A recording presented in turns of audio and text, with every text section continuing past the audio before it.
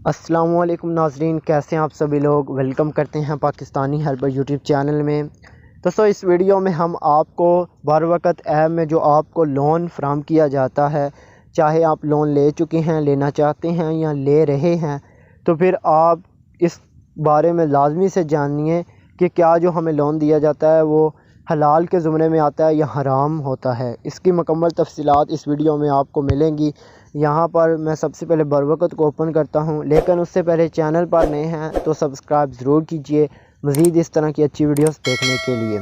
اب دوستو یہاں پر دیکھ سکتے ہیں کہ 65 ڈے، 75 ڈے اور 91 ڈے کے ساتھ ہمیں ٹارگٹ دیا جاتا ہے، اور دیکھ سکتے ہیں کہ یہاں پر میں پہلی بات جو کر رہا ہوں یہ بالکل ریئل ہے اور کوئی جھوٹ نہیں ہے اس میں، کہ جو لون آپ کو دیا جانے والا ہے اس سے اوپر آپ سے پیسے لیے جاتے ہیں۔ یہ دیکھ سکتے ہیں کہ اگر آپ یہاں پر میں کر لیتا ہوں کہ 15,000 کا لون اپلائی کرنے کے لیے آپ کو کتنے پیسے دینے، یہ میں نے اماؤنٹ سلیکٹ کی کہ میں 15,000 کا لون لینا چاہتا ہوں، اور ڈیز کتنے ہیں 91، یعنی 3 مہینوں کے لیے میں لون لینا چاہتا ہوں۔ اور دیکھ سکتے ہیں کہ آپ نے یہاں پر ان کو 19,000 روپیہ لگ بھگ آپ نے ان کو واپس کرنا ہے، یعنی 4,000 روپیہ آپ کا سود یہاں پر ان کے ساتھ ملا کر آپ نے واپس کرنا ہے۔ 3 مہینوں بعد آپ نے جو 15,000 لیا تھا آپ نے ان کو واپس 4,000 روپیہ اوپر ادا کرنا ہے، یعنی آپ نے 19,000 روپیہ لگ بھگ ان کو تقریباً ان کو واپس کرنا ہے۔ تو صاف ظاہر ہے کہ یہ ایپ سود کے ساتھ قرضہ دیتی ہے، بلا سود آپ کو یہاں پر قرضہ نہیں۔ جس طرح کے بھی آپ اماؤنٹ رکھیں گے، جتنی آپ اماؤنٹ بڑھاتے جائیں گے قرضے کی، آپ کے ساتھ سود اتنا زیادہ لگتا جائے گا۔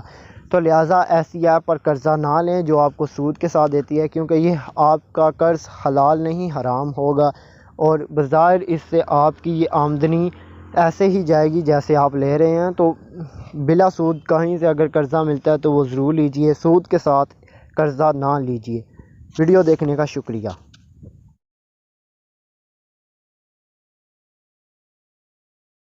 جو لوگ سود کھاتے ہیں وہ قبروں سے اس طرح حواس باختہ اٹھیں گے جیسے کسی کو جن نے لپٹ کر دیوانہ بنا دیا ہو، یہ اس لیے کہ وہ کہتے ہیں کہ سودا بیچنا بھی تو نفع کے لحاظ سے ویسا ہی ہے جیسے سود لینا، حالانکہ سودے کو خدا نے حلال کیا ہے اور سود کو حرام۔